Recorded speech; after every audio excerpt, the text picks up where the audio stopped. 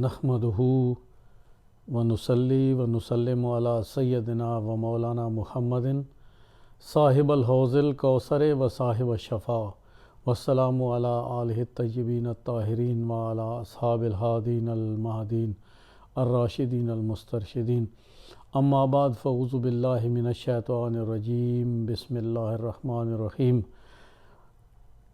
وانفسنا وانفسکم ثم نبتہل فنجعل لعنۃ اللہ علی الکاذبین صدق اللہ العظیم۔ معزز ناظرین کرام، السلام علیکم ورحمۃ اللہ وبرکاتہ۔ آج ماہ رجب المرجب کی 13 تاریخ ہے اور اس حوالے سے ہم حضرت سیدنا علی کرم اللہ وجہہ الکریم کے مناقب اور فضائل، آپ کی ولادت باسعادت کے دن کی مناسبت سے ہم آج آپ کے فضائل پر مختصر گفتگو کریں گے۔ جو آپ کے سامنے میں نے آیت کریمہ تلاوت کی ہے، یہ سورہ آل عمران کی آیت نمبر 61 ہے۔ اس میں جو سیدنا علی کرم اللہ وجہہ الکریم کے فضائل کی سب سے بڑی بات کی گئی ہے، وہ احادیث میں تو بدرجہ اتم موجود ہے، حضور علیہ الصلوۃ والسلام نے بار بار بیان فرمائی، مگر جو قرآن میں آپ کے فضائل میں سب سے بڑی بات کی گئی ہے، اس پہ بہت کم لوگوں کی نظر جاتی ہے۔ لہٰذا میں نے آج اسی آیت کریمہ کو موضوع بنایا ہے۔ جب نجران کے وہ عیسائی مباہلہ کے لیے آئے تو آقا علیہ الصلوۃ والسلام کو اللہ تعالیٰ نے ارشاد فرمایا، فَقُلْ تَعَالَوْا نَدْعُوا أَبْنَاءَنَا وَأَبْنَاءَكُمْ وَنِسَاءَنَا وَنِسَاءَكُمْ وَأَنفُسَنَا وَأَنفُسَكُمْ ثُمَّ نَبْتَهِلْ فَنَجْعَلْ لَعْنَةَ اللَّهِ عَلَى الْكَاذِبِينَ۔ پس اے نبی صلی اللہ علیہ وسلم، آپ فرما دیں کہ آ جاؤ، ہم مل کر اپنے بیٹوں کو اور تمہارے بیٹوں کو اور اپنی عورتوں کو اور تمہاری عورتوں کو اور اپنے آپ کو بھی عورتوں میں بھی ایک جگہ پر بلاتے ہیں، پھر ہم مباہلہ یعنی گڑ گڑا کر دعا کرتے ہیں اور جھوٹوں پر اللہ کی لعنت کرتے ہیں۔ تو اس میں جب آیت حضور علیہ الصلوۃ والسلام نے تلاوت فرمائی تو یہ مباہلہ ہوا نہیں، بلکہ وہ نجران کے عیسائی تو بھاگ گئے۔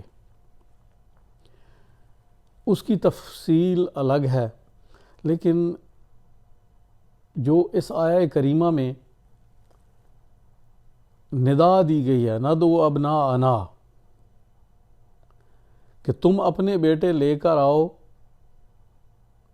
اور ہم اپنے بیٹے لے کر آتے ہیں، اس میں جن بیٹوں کا ذکر ہے وہ سیدنا امام حسن علیہ السلام اور سیدنا امام حسین علیہ السلام ہیں، اور جس خاتون کا ذکر کیا گیا ہے وَنِسَاءَنَا، تم اپنی عورتوں کو لے آؤ، وَنِسَاءَكُمْ، اور ہم اپنی عورتوں کو لے آتے ہیں، وہ سیدہ فاطمہ الزہرا سلام اللہ علیہا ہیں۔ لیکن ان میں سیدنا علی کرم اللہ وجہ الکریم بھی شامل ہیں ان ہستیوں میں، اور اس کے لیے لفظ استعمال ہوا ہے وَأَنفُسَنَا وَأَنفُسَكُمْ، ہم اپنی جانوں کو لے کے آتے ہیں اور تم اپنی جانوں کو لے کے آؤ۔ ہم اپنی جان کو لے کے آتے ہیں، ہم خود اپنی جان کو لے کے آتے ہیں۔ ہماری جان کیا ہے؟ یہ بڑا ایک خاص نقطہ جو غور طلب ہے کہ وَأَنفُسَنَا وَأَنفُسَكُمْ، تم اپنے آپ کو لے آؤ اور ہم اپنی جان کو اپنے نفس کو لے کے آتے ہیں۔ یہاں نفس محمد صلی اللہ علیہ وسلم تو یہ ارشاد فرما رہے ہیں وَأَنفُسَنَا، یہ جو لفظ وَأَنفُسَنَا ہے، وَأَنفُسَكُمْ، تم اپنی جانوں کو لے کے آؤ اور ہم اپنی جان کو لے کے آتے ہیں۔ تو یہ جان جو تھی یہ ایک جان نہ تھی بلکہ یہ دو جانیں تھیں۔ ایک تھے تاجدار کائنات سیدنا محمد مصطفیٰ صلی اللہ علیہ وآلہ وسلم، اور دوسری جان جو تھی وہ سیدنا علی کرم اللہ وجہ الکریم ہیں۔ تو اس لفظ سے ثابت ہوا کہ سیدنا علی کرم اللہ وجہ جان محمد کا حصہ ہیں۔ سیدنا علی جان نبی ہیں۔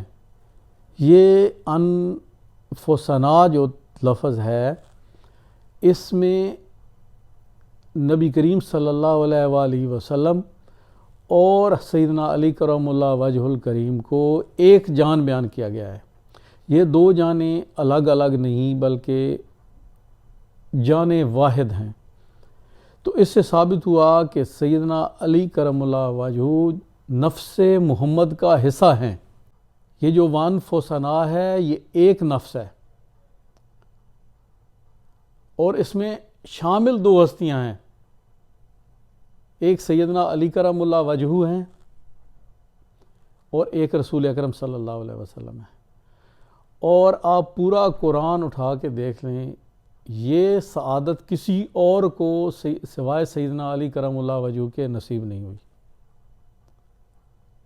تو اس سے بڑا مقام بھی سیدنا علی کرم اللہ وجہ کا کوئی اور نہیں ہو سکتا کہ وہ جان نبی ان کو قرآن ڈکلیئر کر رہا ہے۔ اللہ رب العزت فرما رہا ہے وَأَنفُسَنَا وَأَنفُسَكُمْ ثُمَّ نَبْتَهِلْ فَنَجْعَلْ لَعْنَةَ اللَّهِ عَلَى الْكَاذِبِينَ۔